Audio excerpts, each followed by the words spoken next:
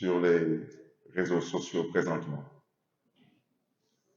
Dire que j'ai souhaité aujourd'hui communiquer d'abord avec le peuple de Dakar en particulier, mais en général avec le peuple sénégalais, sur une volonté manifeste depuis un certain temps de vouloir diaboliser la coalition Taxawu Sénégal, son leader, le candidat à l'élection présidentielle du 25 février 2024, M.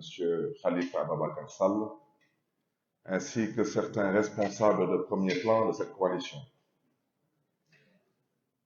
Avec votre permission, je reviendrai sur ce qui s'est passé hier lors de l'installation du nouveau bureau municipal de la ville de Dakar. Je voudrais d'abord dire que nous avions été installés à la tête de la ville de Dakar depuis maintenant plus d'un an.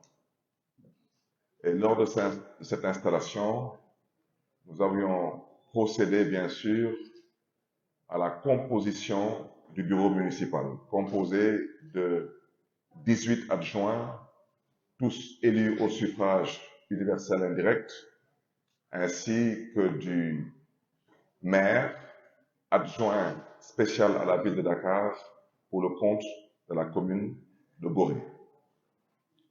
Comme vous le savez, je suis le maire de Dakar et je suis homme. Dans mon entendement, j'étais élu au suffrage universel direct et que ceux qui venaient par le suffrage indirect n'étaient pas élus au même titre que moi.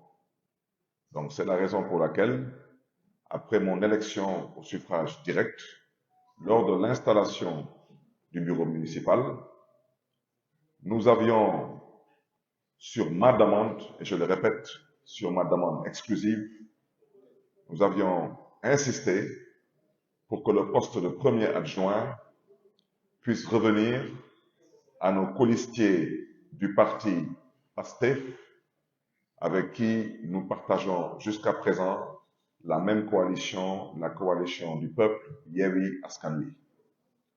Et le premier adjoint de l'époque se trouvait être le responsable PASTEF du département de Dakar. J'ai souhaité qu'il puisse occuper ce poste. Cette décision a été, heureusement ou malheureusement, attaquée en justice, et une décision de justice rendue par la Cour d'appel, en l'occurrence l'arrêt numéro 36, qui ordonne la reprise de l'élection du bureau municipal pour non-respect de la parité, nous a été notifié, et je souhaiterais dire à ceux qui refusent de traiter aujourd'hui l'information de façon objective, qui versent plus dans l'émotion, dans la passion et dans la sensation, que nous vivons dans une république. Et dans une république, les décisions de justice s'imposent aux citoyens que nous sommes, quels que soient nos rangs, nos grades et nos titres. Je voudrais dire qu'en tant que maire de la ville de Dakar, j'ai ce qu'on appelle le contrôle de légalité qui s'impose à moi. Je voudrais dire aujourd'hui que quand je reçois une décision de justice que je refuse d'exécuter, le préfet de Dakar, de par le Code général des collectivités locales, qui est une loi, a le droit de faire imposer la loi. Je vous donnerai un cas de jurisprudence. Lors de la transition vers l'acte 3 de la décentralisation, on avait demandé au maire de Dakar, à l'époque, M. Khalifa Sall, de faire voter un deuxième budget dans une même année budgétaire, ce qu'il avait refusé avec le conseil municipal de faire. Je rappelle au passage que c'est le préfet de Dakar, tout seul dans son bureau, qui a repris le budget de la ville de Dakar et qui l'a imposé à la ville de Dakar. Je voudrais dire aujourd'hui que si je me lève demain en tant que maire de Dakar, je refuse de payer des salaires, le préfet de Dakar fera payer les salaires à ma place. Je rappelle que si demain je refuse de donner des subventions à l'ODECAV ou que je refuse de donner des bourses à des jeunes Dakarois demandeurs de bourses, le préfet de Dakar a le pouvoir de le faire à ma place.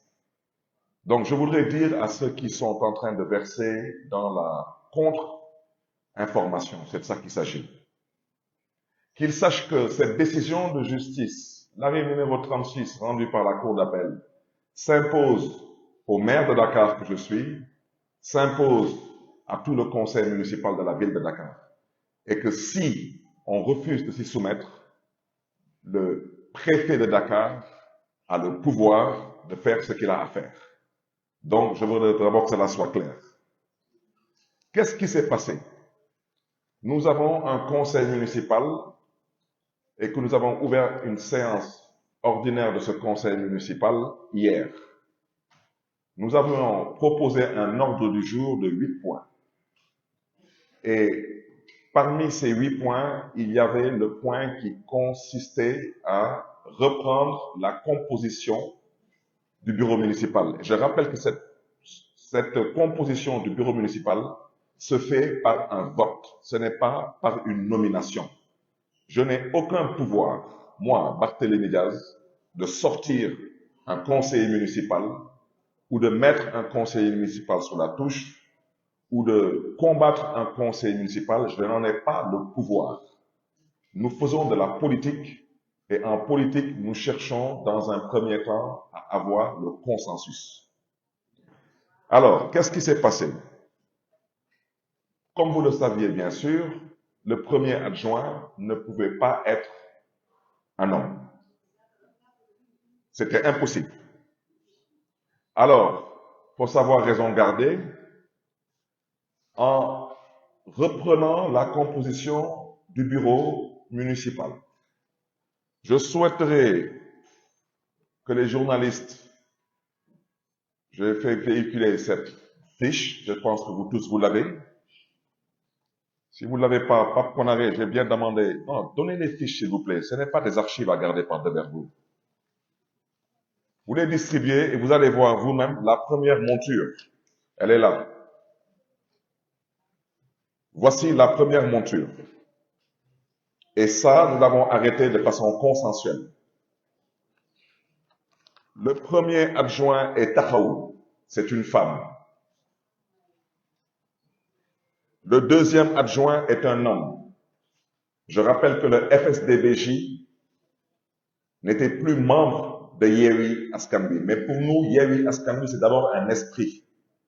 Parce que personne ne nous fera croire à nous que M. Cheikh Bamba Dièye n'est pas un opposant. Le troisième adjoint se trouve être une femme. C'est le PASTEF. Je rappelle que Mme Mami Aoudjian est la présidente des femmes du département de Dakar. Et au besoin, vous pouvez aller vérifier. Et on me dit que dans un certain réseau social, pour ne pas dire dans certains réseaux sociaux, on vient nous faire croire maintenant que subitement, on a renvoyé Mme Mami Aoudjian. C'est quel genre de parti ça? C'est quoi des partis où on renvoie des gens sans passer par des instances de base? Seulement parce que les gens ont accepté de servir le peuple de Dakar. Le quatrième adjoint est un homme et il est du pur. Le cinquième adjoint est une femme, elle est de Tahaou. Et le sixième adjoint est un homme, il est du PASTEF. Et il faisait partie du premier bureau. Et son nom est là, Mohamedou Mokhtar Makasouba, que je salue au passage parce que c'est un homme pour qui j'ai beaucoup de considération et de respect. Mais je respecte aussi sa posture. Il a choisi de ne pas siéger au niveau du bureau municipal. Il a bel et bien été approché. Son nom figure en 6e position. Il a décidé, lui, de décliner l'offre. Le 7e adjoint est une femme et c'est le pur. En l'occurrence, Mme Jacqueline Faye Bagnan. Le 8e adjoint est un homme et c'est le grand parti. Le grand parti du président Malick Gakou, que je salue au passage. Je voudrais rappeler que le grand parti n'a qu'un seul conseiller municipal sur 100 conseillers. et on leur a donné un poste d'adjoint. Et je rappelle que monsieur Maouloud Diakhaté du Grand Parti était aussi membre du bureau municipal dans le premier bureau municipal. La 9e adjointe s'appelle Madame Khadignan Silla, elle est du parti PEM. Le PEM, c'est le parti du ministre d'État Habib Sy. Je rappelle que Madame Khadignan Silla faisait partie du premier bureau municipal. Et je rappelle que monsieur Habib Sy n'a qu'un seul conseiller municipal sur 100 conseillers municipaux. Il figurait dans le premier bureau municipal et il figure aussi dans le deuxième bureau municipal. Le 10e poste revient à Tahaou, occupé par le responsable des jeunes du département de Dakar, en l'occurrence Bassirou Samb. Le 11e poste revient à Besdouniak, Besdouniak de notre tonton Serigne Mansour Sy Djamil, représenté par Madame Aïda Niang. Et sur 100 conseillers, je peux vous dire qu'il y a à dire et à redire. Mais Madame Aïda Niang s'est investie personnellement avec tous ses camarades du département de Dakar au niveau de Besdouniak pour faire triompher notre liste. Le 12e poste revient au Tahaou. Le 13e poste revient au parti 7 du ministre Moustapha Guérassi, représenté par Madame Madina Adital. Et sur 100 conseillers, le parti 7 n'a qu'un seul conseiller. Et je peux continuer comme ça. À la 17e place, vous avez Madame Zaleh Carmeline Eva Kassoka, du PASTEF, que je salue au passage, et pour laquelle je réitère mon respect et ma considération. Et je respecte sa posture. Elle a aussi décliné le siège. Et je rappelle qu'elle aussi était membre du premier bureau. Alors, il faut qu'on sache raison garder. Parce que vous savez, nous, la différence entre nous et certaines personnes, c'est que nous, on parle français.